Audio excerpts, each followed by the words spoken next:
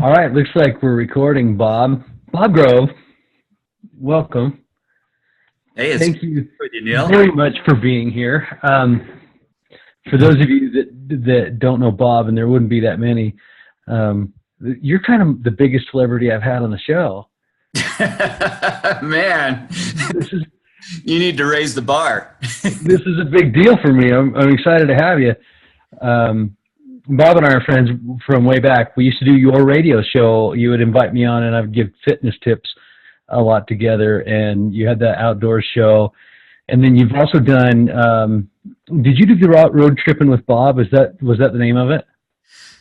No, it was Inside the Outdoors. That's right. Yeah, so I did that for a year on my own, on 2 nights a week. And then a year later, my show joined with Steve Brown's show, who was with the Utah Jazz. And we went on Saturday mornings, and I did that for 5 years with Steve. Wow. Yeah, and that was, remind me of the radio stations. I think I know, but I don't dare say it. If I get it wrong, I'll feel bad. It's the Zone. It's on 97.5 FM Saturday mornings. This is right there in the Vivint Marine. I have a hard time adjusting. I still want to call it the Delta Center. And how long has it not been the Delta Center? But dude, I called it the Salt Palace the other day. Off the top of my head, I called it the Salt Palace. We're old timers, Neil. Yeah. Speaking of that, let's get on to the point. The point is this. I had a sneaking suspicion that guys our age aren't getting out and stretching their legs as much as they used to. They're not moving around. They're not doing things. We've all gotten pretty complacent. We've all gotten, and I'm talking gals my age too, but we're not doing stuff anymore. And I wanted to bring you on because of all the doers that I know, you are the king doer. Man, you scramble around this countryside a lot. Well, I'm pretty fortunate. I'm in a business that keeps me active. I spend a lot of time outside with what I do. My office isn't typically where I'm at now. I have a home office, but this isn't where I spend most of my time. Most of my time is spent outdoors, traveling in the outdoors. With my business, one of the things I do, I'm a tour guide, and so I spend a lot of time with groups, visiting the parks and other scenic areas around the West, and hiking is a big part of what we do. And so I'm really fortunate that way that I get to spend time out in the outdoors with folks and being active that way. And then, it's just a bit recreation, the ski industry, outdoor recreation of all types have been a big part of my career. I mean, and you do a very unique thing. The thing that really makes me super happy is how you do your thing. You are you said it the other day, it's 700 miles. You have a 700-mile radius, and you go pretty much Utah, Colorado. Let me go to roadtrippingwithbob.com because this thing is really cool. You can go to places to go on his website, roadtrippingwithbob.com. You can find places to go: Arizona, Colorado, Idaho, Montana, Nevada, Oregon, Utah, Wyoming, and state parks.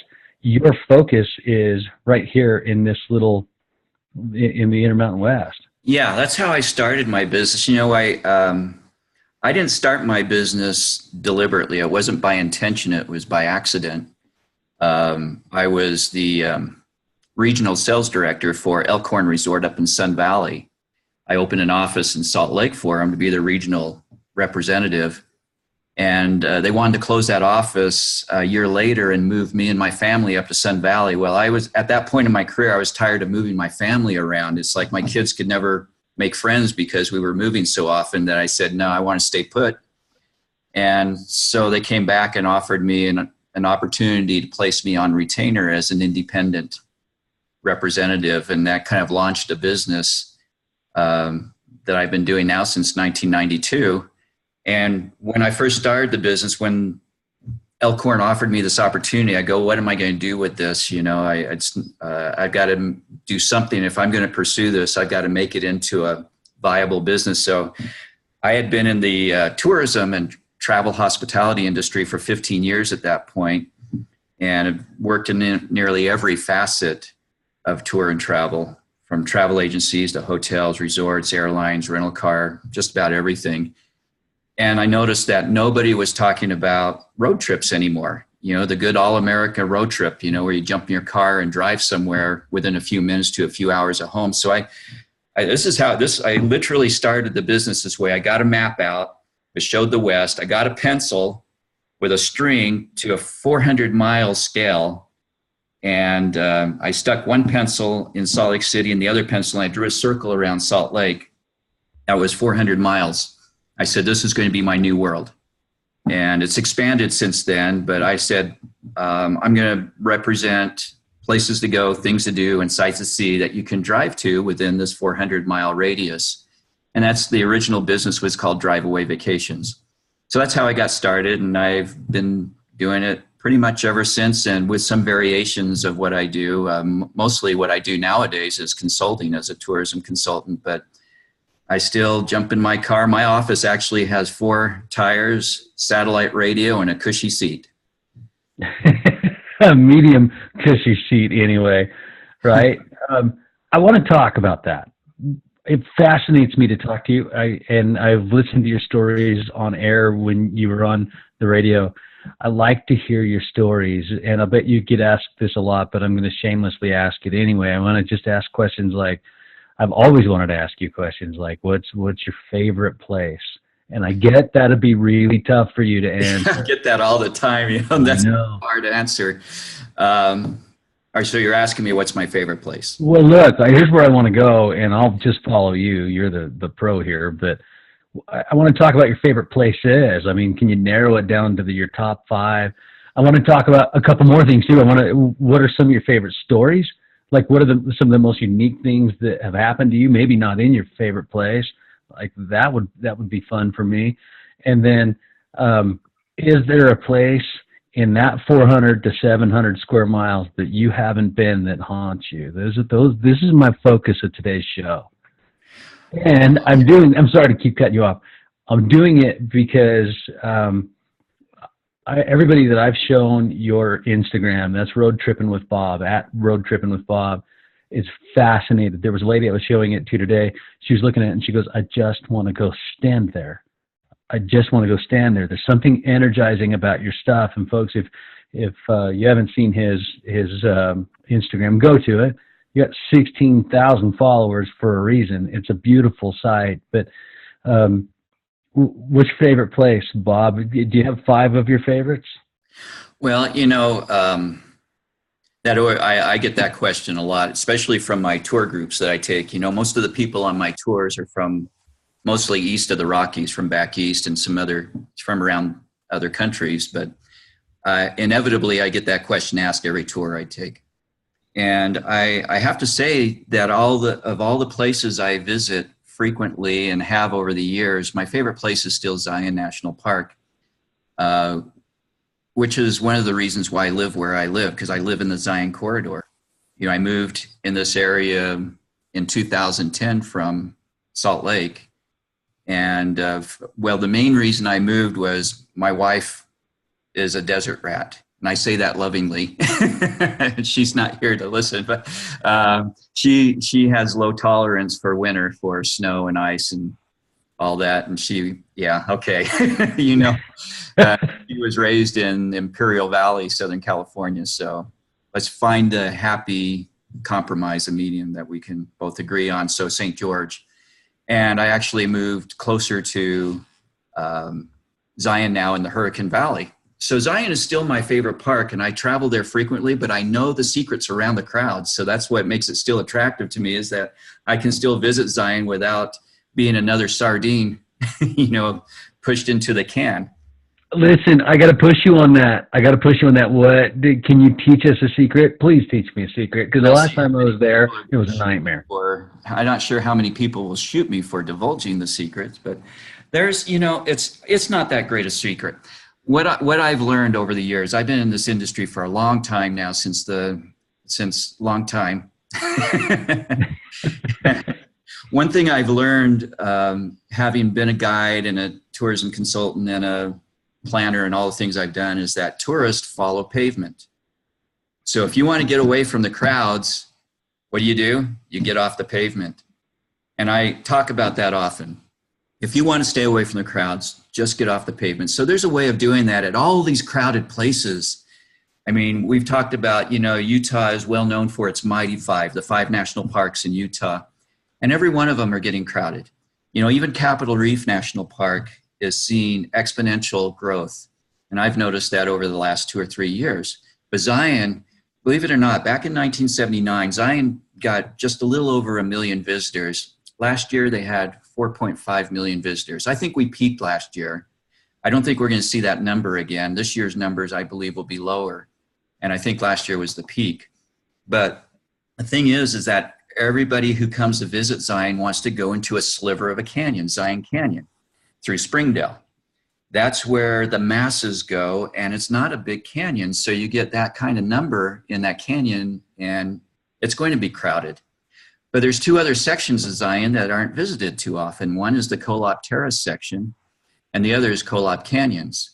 Kolob Terrace you access through the town of Virgin on the way to Springdale, and you just head north and east from there, and you can get completely away from the crowds. This is more of a primitive wilderness area, so you're not going to find a visitor center or any kind of infrastructure. It's pavement to trails, and that's about it, with a few pit toilets.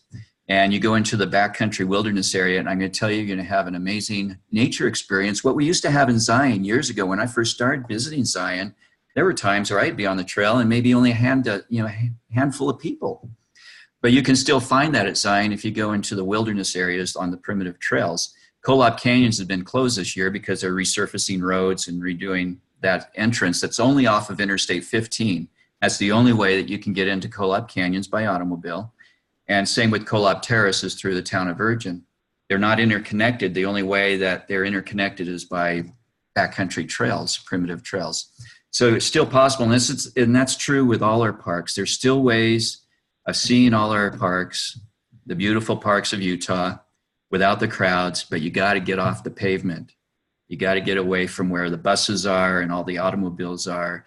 And that's where everybody's going to go. If you're off the pavement, most people won't go there for a couple of reasons. One is that it is in wilderness area. It's more primitive, and you have to have some orienteering skills, not in all cases, but also generally the trails are a little more strenuous.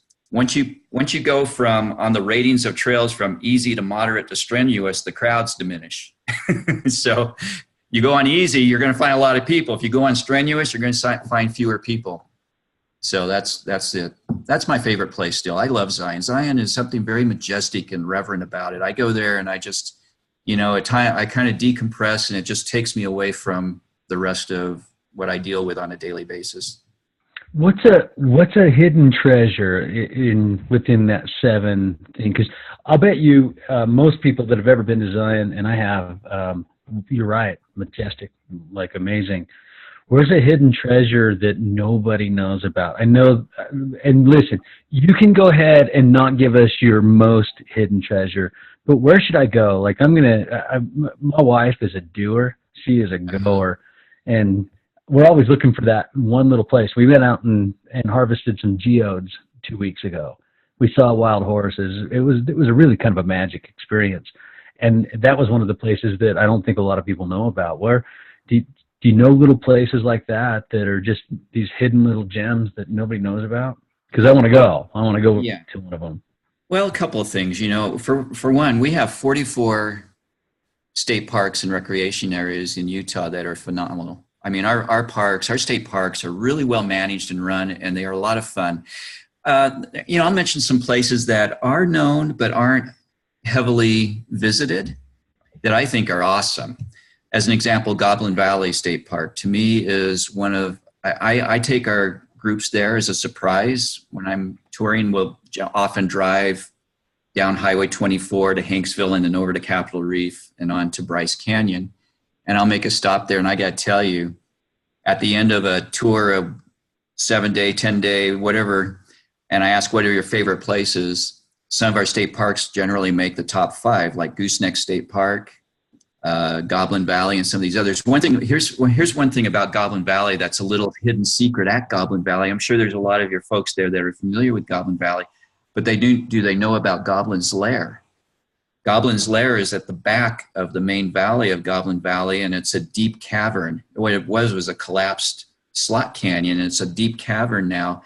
And there's a hole that you can drop down into, rappel into it. It's a 70-foot free rappel. So you're just dangling, dropping down into the bottom.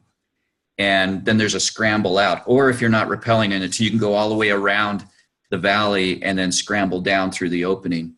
But that's kind of a hidden secret within Goblin Valley that is known to a lot of folks. One of the areas that I've been exploring more lately that I got to tell you, if folks are looking for places to escape and get away from it all, go to the Grand Staircase Escalante National Monument and just jump on Highway 12. Just jump on Highway 12. Highway 12 runs from Highway 89, just west of Bryce Canyon through Red Canyon to Torrey, Utah. It's about a 120-mile stretch. But along that stretch, you're going to go through a big chunk of it. It goes through the Grand Staircase Escalante National Monument. That is an escape. You can go out into areas of there and may never see another person while you're out there. There's another place that you can access just off of Highway 12 in Boulder, Utah, called the Burr Trail. The Burr Trail goes from Boulder, Utah, off of Highway 12 all the way down to Lake Powell to Bullfrog Basin, where Bullfrog Marina is. It's about a 75 to 80-mile drive with 30 miles of it paved, and the rest of it is graded road. And it's a pretty good road. You can take a passenger car on it. You just got to make sure it hasn't rained or it's muddy. And it's okay. But you have all kinds of trails off of there. And you have at the top at Boulder Mountain, you've got a really couple of great places to stay at the Boulder Mountain Ranch and the Boulder Mountain Lodge. This was one of the most remote areas not only in Utah, but in the U.S. The first vehicle ever brought into Boulder, Utah was brought in pieces and reassembled. It was brought in by mules and reassembled there. Highway 12 wasn't even completed until 1985, which is the only paved highway going through there. So it's a very remote area, but it has some wonderful places to stay and great places to eat. Hell's Backbone Grill, Burr Trail Grill, and some others. It's a pretty seasonal area, so you have to check to make sure things are open. But from there is a trailhead on the Burr Trail. It goes down, like I said, it goes through sections of the Grand Staircase through Capitol Reef National Park and down into Glen Canyon and into Bullfrog Basin, with so many amazing trails along the way. So that's probably an area that's not very well known to a lot of people. That's a great escape. There's others around the area, but that's one that I would recommend because I hear all the time, I read it in articles, I hear it on the news, and I hear it from people that because our national parks have become so crowded in Utah, the Mighty Five, that Utahns, the locals, are finding fewer places to go and still have their own kind of locals getaway. And there's plenty of it. There's absolutely plenty of places to go. Like I said, get off the pavement and you'll find it. You've been off the pavement a ton. You go everywhere. I want to get to that question about what's the one place that you haven't been, if there is. I really kind of doubt there would be. Is this going to be a stretch for you? Yeah, I'm trying to think. In my world, anyway. There's plenty of places I haven't been to, but in my circumference, gosh, I'll have to think about that. I've driven nearly every paved road, and now I'm working on the back roads. I have one of my slogans is exploring the highways, byways, and yes, the highways, byways, and back roads of the West. I know your slogan. I've done the highways and byways. Now I'm working on the back roads, and so that's where there's a lot of back roads I haven't explored yet. But if there's pavement, I've probably been on that road at some point in my career.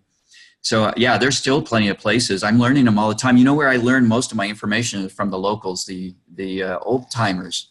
I like to interview the guys that have been generations into these regions that they go generations back to these areas where I travel. And that's where I learn a lot of this stuff. I'll never eat at a chain restaurant I always go where the locals eat. I like to stay where the locals stay. I like to go where the locals go. How do you do that? Do you just go find a restaurant, walk up and go, "Hi, I'm Bob. Tell me some stuff." Well, I do have somewhat of an advantage because I'm in the industry. I work with a lot of these areas. One of my expertise or my specialties with consulting is rural tourism. So I work a lot with rural areas, with rural tourism offices and people in these remote areas. That's where I spend most of my time. I've worked with the other areas, but it's the rural areas where I like to go. And so I know a lot of people. I have a pretty good list of a network of people that I work with in these areas. So I ask them, and they're happy to share. Yeah. If you went and talked to my pop for anything up north, he'd sit there and chew your ear off. You'd have to sit and talk to him for hours. Yeah, go down to Kanab sometime, which is called Little Hollywood because of its industry, the movie industry, especially the old Westerns. You find some of the old timers there that were back in the days of Gunsmoke when it was filmed. Gunsmoke is filmed in Kanab, the old movie set still in Johnson Canyon. It's kind of dilapidated, but it's still there. And there's a lot of the old timers that are still there who are extras. And boy, I tell you, if you sit down and ask them to tell a few stories, you better have a few hours to spend with them because they're happy to tell you. And they have all kinds of fun and interesting stories to tell. When I was 18 years old, I decided I was going to make my fortune down in Phoenix. And so a buddy of mine was like, listen, you want to know where the money is? It's roofing. And he was like, you can make $10 an hour. And this is back when I was in high school. It was $3.15 or something like that an hour. He's like, you can make $10 an hour, but I need you here by Monday. This was Saturday night. And I'm like, I'll be there. So I get in the car and I run down, and it was January, and I got stuck. I decided to do it the smart way. I thought, instead of just running down I-15, I'd go down. I forget the highway now, but you'd know it, right down through the middle of Utah. And you can go 60, 70, 80 miles an hour, and then you got to slow down 40 miles an hour for every single little town. I went and did it on my Harley with a buddy on the way back up from St. George again one time, and it was just magic. But I got caught in a snowstorm in Kanab. They had closed the road. You couldn't go up over the pass into Arizona, and I got stopped in Kanab and had to buy a hotel, spend the night. Didn't have any money. I don't know how I afforded it. I think the hotel room was $18 or something back then. This was in the 80s. And I got stuck in an old cafe. It was, like I said, it was winter. There wasn't a lot of travel. Old cafe. I got stuck talking to this old timer, really old timer. And he sat and went on about big names, like how he had sat in that cafe with John Wayne himself. And he went on down the list of all the superstars that were down there. It was a magic night. It was fun to hear all those stories. Yeah, and almost all these little towns where there's been the movie industry, in Grand County and San Juan County. When I'm saying San Juan County, that's like the Monument Valley area. Grand County is the Moab area, and then of course King County with Kanab. There's a lot of stories about that. Kanab's a very interesting town. Who knows? Maybe you stayed at Perry Lodge. Perry Lodge is where most of the celebrities stayed when they were there. Every door has a celebrity's name above it. It's a lot. I promise it wasn't Perry Lodge. It was, you could see through the door, like snowflakes coming in and landing on wherever I was staying. I doubt like that. Yeah, maybe not Perry Lodge, but it probably nothing as fancy as having the word lodge in the title. I guarantee that. You were probably going down Highway 89 is when you described the road you came down, it sounds like Highway 89 that runs all the way from Mexico to Canada. It goes all straight up from north to south through Utah. Bob, it was magic. It was so cool because you'd go into these little teeny tiny towns, and they all had these. They all still kind of have them. They have their. Yeah. It looks like an old town would, and there's always going to be an old church there, and there's going to be buildings and a bank, and then you get out of town, you can just put the hammer down and try to hope you don't hit an elk or a deer or something, and then you got to hit the brakes and back down to 40 through each of these little towns. And there were towns that people haven't heard of.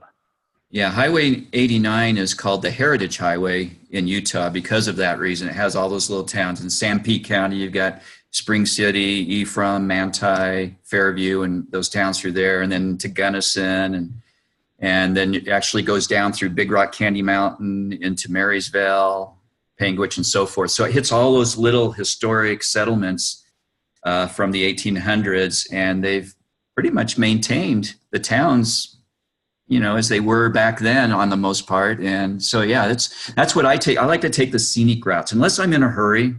If I'm in a hurry to get Salt Lake, I just jump on I-15. But if I'm not in a hurry, I'll go on all these side roads because I love roadside attractions. That's one of my favorite things when I'm on road trips is to stop at roadside attractions because there's so much history and stories behind them.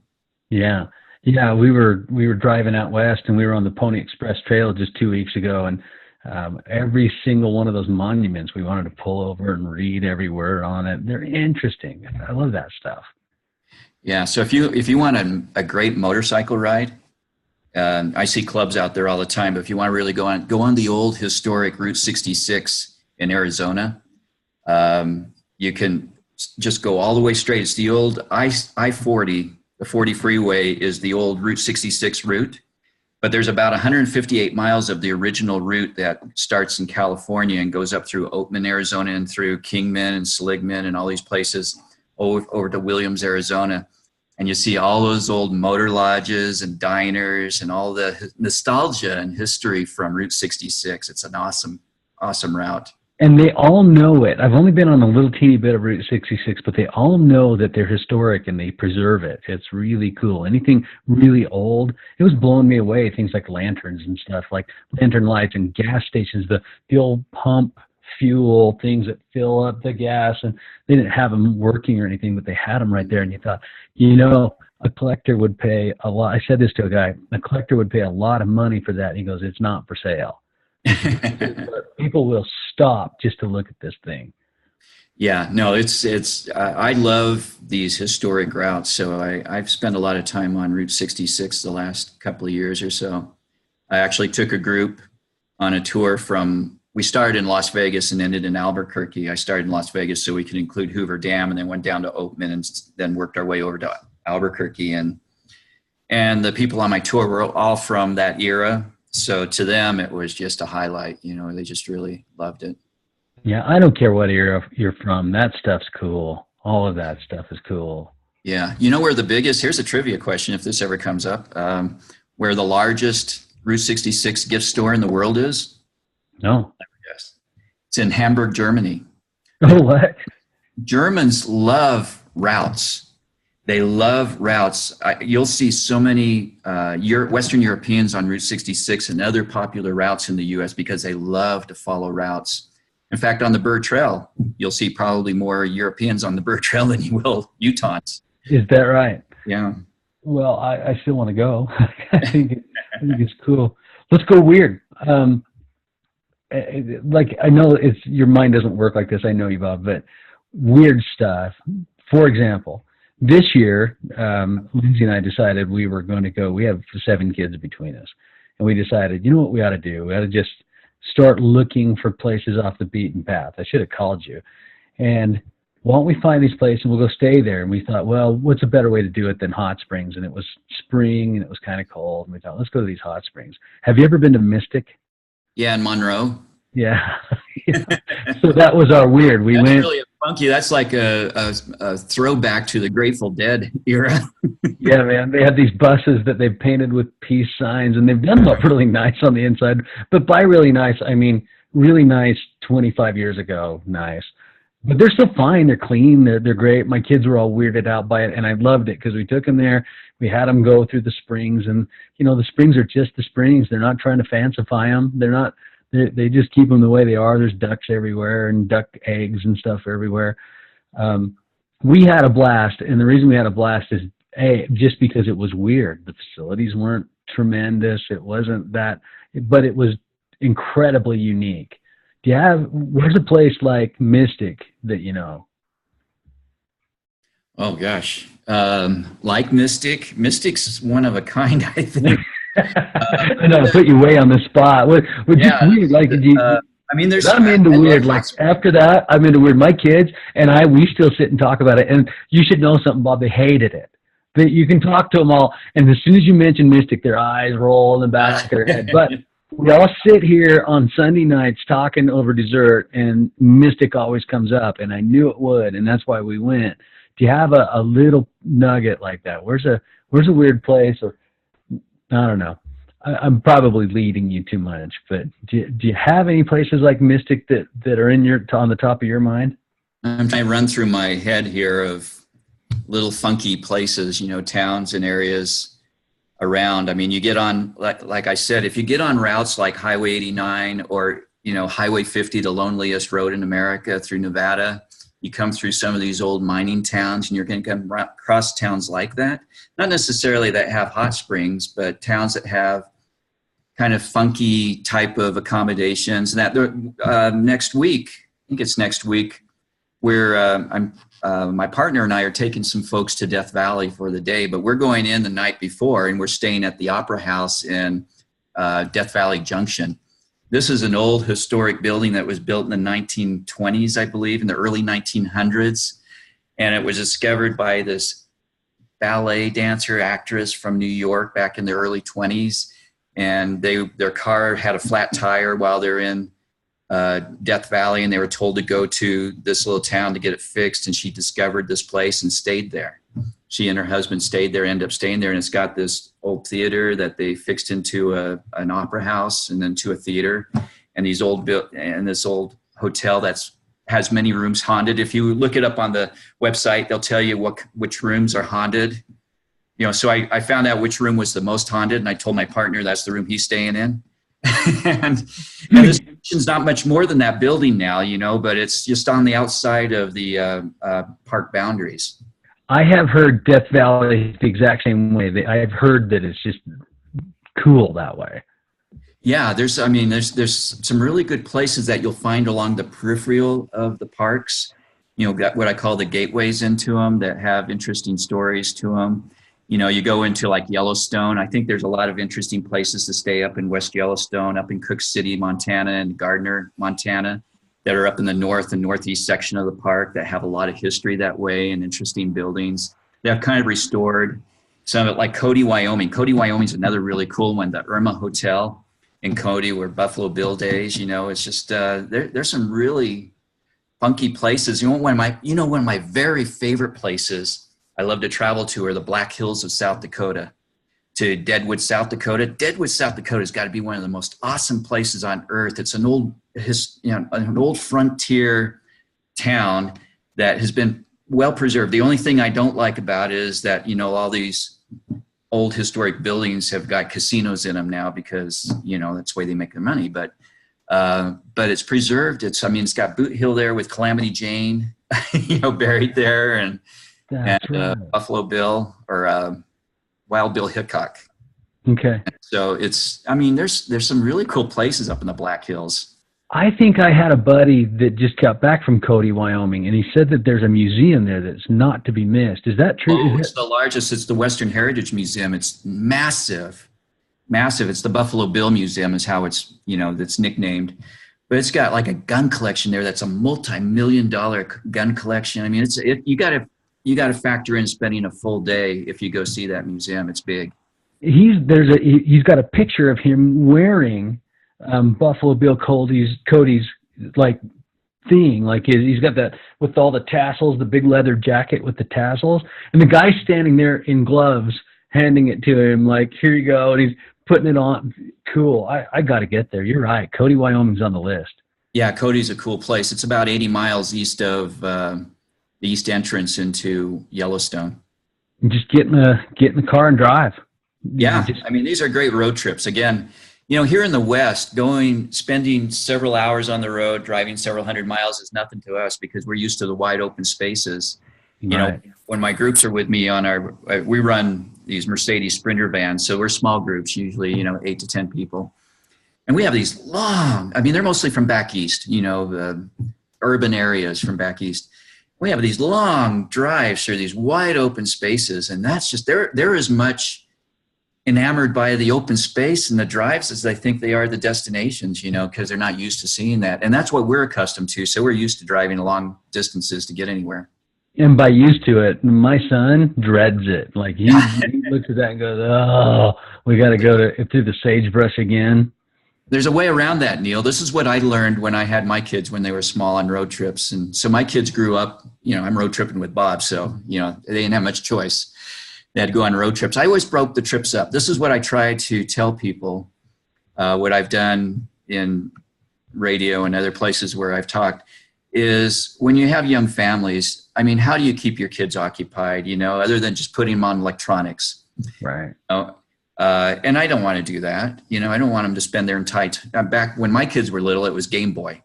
And that was just coming out. It kind of dates me a little bit.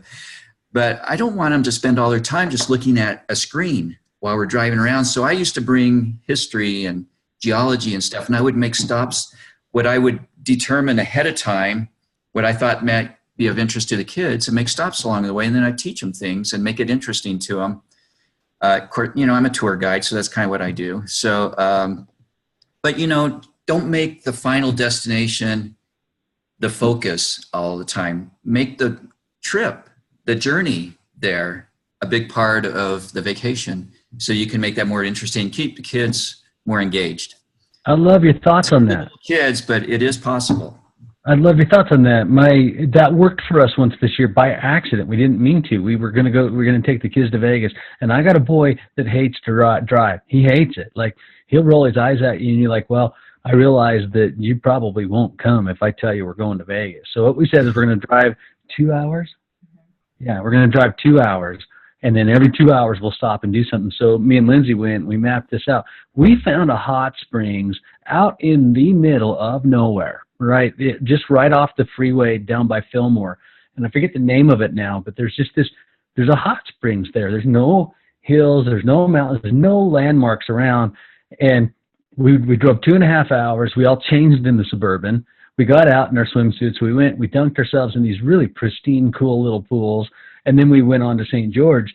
And after that trip, we did a few of those. And after that trip, my boy was like, I didn't even mind the ride at all. And that, Bob, was a big deal. These guys, he hates to drive. Yeah, so that's my, just what you did. That's my recommendation when you have younger children. I mean, teenagers to younger children, teenagers can be equally as hard as the young kids, but, keep the trip interesting. Otherwise, it's just drudgery to them. Who wants to have an ornery family when you finally get to where you're going? I know. I'm already ornery anyway, and then if they're ornery, I'm going to be worse. How do you like to travel? Do you just drive? Do you have a certain way to drive? What kind of car? I see there's four-wheelers here and OHVs, and what's your favorite thing? Well, I know you're a fitness guy, Neil. And I love the outdoors. I love being active, but I got to tell you, as I've gotten a little older, I have really embraced the horsepower under the hood. So okay. I like OHV travel. I like to get in side-by-sides. I do a lot of that now because what I like about ATV side-by-sides is that you can cover so much ground in a short time.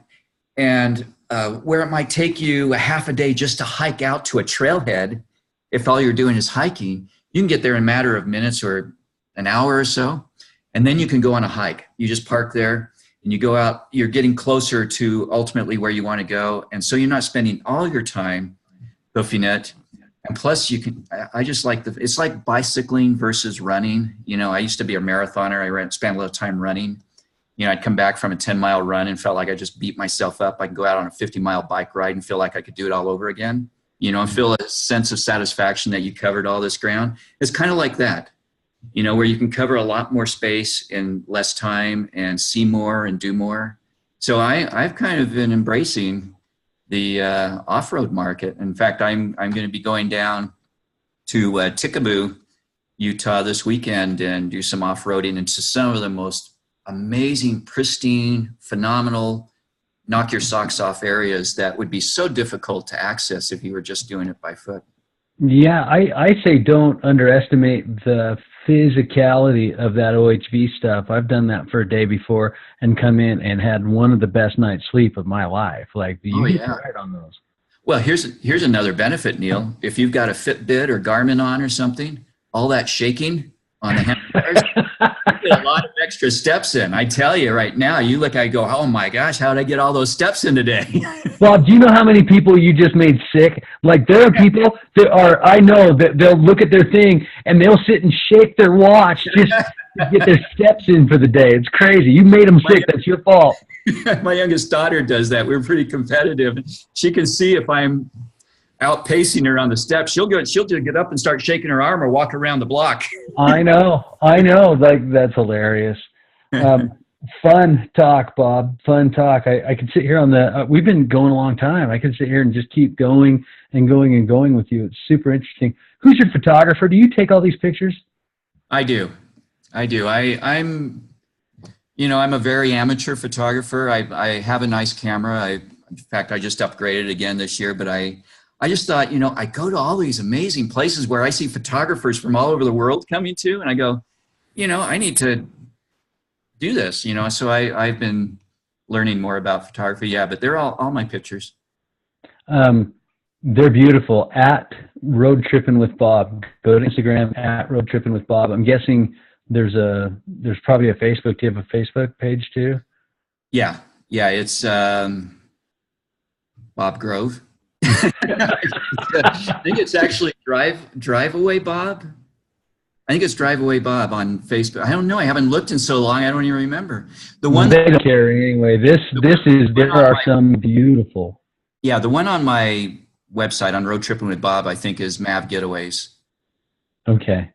Yeah, because I have Maverick Adventure Getaways as one of the businesses that I run for the employees at Maverick, and I think that's called Mav Getaways. But my own personal Facebook, I think, is just under my name or under Drive Away Bob. Yeah, they're beautiful. They're compelling, and it makes me want to get outside. I'm hoping that's what this conversation does with people, and especially myself. Let's get outside. I was having a good talk yesterday with a guy that's on next week, Tom Austin. He's a hunter, and he was saying, it's interesting because I'm running into these guys, and he was talking about me. I'm running into these guys that haven't hunted since they were kids, and they don't know how to do it anymore. They forgot. They forgot how to get outside. They forgot how to engage that piece of their mind that takes them to a different part of the world and does stuff.